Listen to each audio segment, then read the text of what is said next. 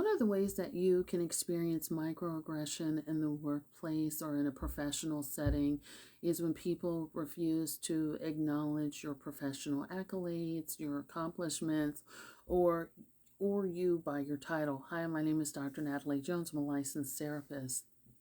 One of the things I noticed very early on in my career when I got my doctorate and then go by Dr. Jones is there are people who feel like, hey, I don't have to call her doctor. She ain't no damn doctor, that kind of stuff. And so it would be more so open display of disrespect. I'm not going to call you that.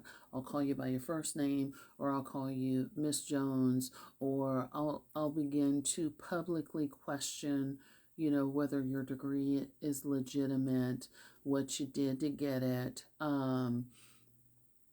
Whether it's an online school or, something like that, which I've never gone to an online school. But, it would just be something to whereas I'm going to make this public display of disrespect. I'm not going to give you the same respect. And I've even had it to where it's like, we're walking past each other. I say good morning in the morning. I don't hear you, I don't see you, and I don't care. It would be that sort of response to me. So it would be like, I never said anything, and they continue to walk past me. Or if I ask a question in a meeting or something to that nature, it would be like almost like I didn't say anything, like everyone was tone deaf. But the minute that, someone, usually white or of some other race, Asian maybe even, reiterated the same exact thing that they heard me say, parroted it exactly. Oh my gosh, you have, I've seen the light, I've heard it. You just spoke something brand new that we've never heard before. It's the greatest epiphany ever. And that used to be so infuriating until, I sat myself down and realized what I needed to do, right? And to really sort of not really play into this, because really what it is a power play. It's a power play for you to know your place. It's a power play to get you to shut up and feel inferior. It's a power play for people to try to make a spectacle out of you, right? And I think this happens in a number of ways. It doesn't really happen too much, knock on wood, in my private practice, like where I've seen patients, because I usually vet patients. I give my patients the opportunity to vet me as well. But what it does tend to happen in other settings where it's like, I'm not calling you Dr. Jones, I'll call you Natalie, or I'll call you Miss.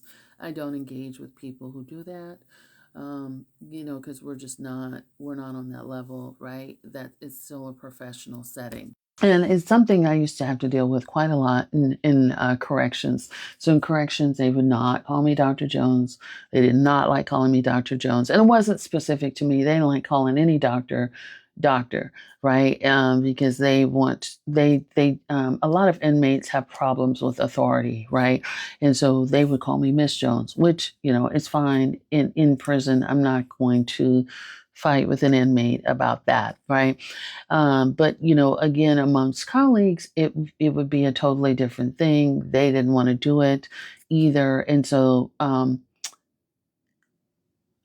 how you're being treated professionally tends to have a ripple effect on how patients believe that they can treat you. So what that means is if they see your colleagues feeling very comfortable, openly disrespecting you, then they are going to feel like they can do it too, and that there's no consequences for that.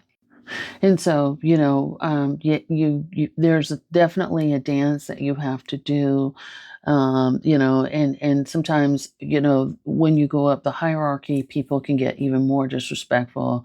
So I have a doctor in psychology, for example, but sometimes if I ever have to interact, which I used to quite often interact with like a medical doctor, then the disrespect would even become even more because a medical doctor views him or herself as top authority.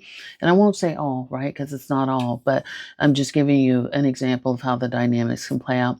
And so they believe that everyone should capitulate, kowtow to them, right? And just sort of bow down and give them respect, but they don't necessarily have to give it back, right? And so that means that you should be subordinate to them, and whatever they say goes. And I can't tell you how many times I've had to like sort of finesse that sort of dynamic where you have a medical doctor, for example, that is openly disrespectful at a staff meeting towards you because you are not a medical doctor and you are lucky to be in the same room, even breathing with them. Um, and so there's been situations, for me where it's like, okay, what do we have to do to get past this so that we can get patient care? Because I don't care if you don't like me. I don't care. I'm not going to lose any sleep over it at night, and you have the right to like who you like. I'm not here for a popularity contest. I'm here to do a job. You're here to do a job. So what do we got to do in order to make this work? And so sometimes private conversations need to be had, but in there that sometimes that can work, but there's a lot of times where you're in an institution or a facility or a workplace where if you look like me, you're not worthy of respect by anybody. And so the workplace just sort of bands together to ostracize you and to put you out.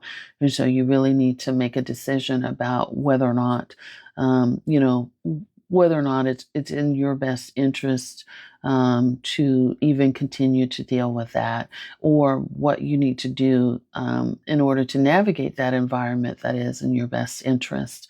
But these are just some thoughts. This isn't meant to be a comprehensive conversation about microaggression in the workplace.